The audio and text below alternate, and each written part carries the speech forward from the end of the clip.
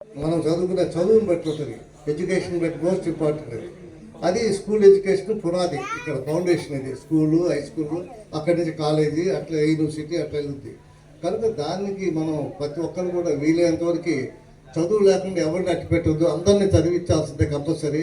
తల్లిదండ్రులు కూడా అందరూ కూడా పిల్లల్ని స్కూల్స్ పంపించి, మన అంటే కుల వృత్తి మన వ్యవసాయం రైతుకి అయినా తప్పదు, మన పెద్దవాళ్ళని చేస్తూ ఉంటాం. పిల్లల్ని బట్టి చదివిస్తూ ఉండాల్సిందేను. చదివించుకుంటేనే రేపు పొద్దున భవిష్యత్తులో వాళ్ళు బాగుంటారు, వాళ్ళు బాగుంటే మనం అంతా బాగున్నట్టే అనే భావంతో మనం చేయాలని చెప్పి చేస్తారని చెప్పి ఆశిస్తున్నాను.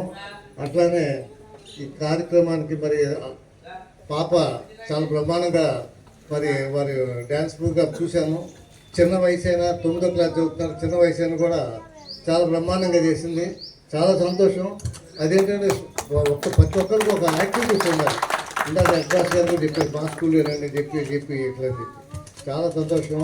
అంత ధైర్యంగా వచ్చి స్టేజ్ మీదకి వచ్చి డ్యాన్స్ చేయడం మామూలుగా బయట నుంచి చెప్పడం వేరు, ఒక స్టేజ్ మీదకి వచ్చి ఆ ప్రోగ్రామ్ కండక్ట్ చేయడం అనేది, ఆ చేయడం అనేది నిజంగా చిన్న వయసులో ఉండాలి వాళ్ళకి. ఇది ఏదో ఒక ఆర్ట్లో వాళ్ళ ప్రతి ఒక్కళ్ళు వాళ్ళకు తోచిన విధంగా వాళ్ళు చేసే వర్క్ ఏదైతే ఉందో దాంట్లో పరిపూర్ణంగా సాధించాలి. అది అందుకని పాప ఇంకా అభివృద్ధి చెంది రానున్న కాలంలో మంచి భవిష్యత్తు ఉంటుందని చెప్పి ఆశిస్తున్నాను. వారికి కూడా పాప చాలా బాగా చేస్తారు, తల్లిదండ్రులు కూడా చాలా ఇది చేస్తున్నారు. తల్లిదండ్రులు కూడా అట్లానే మన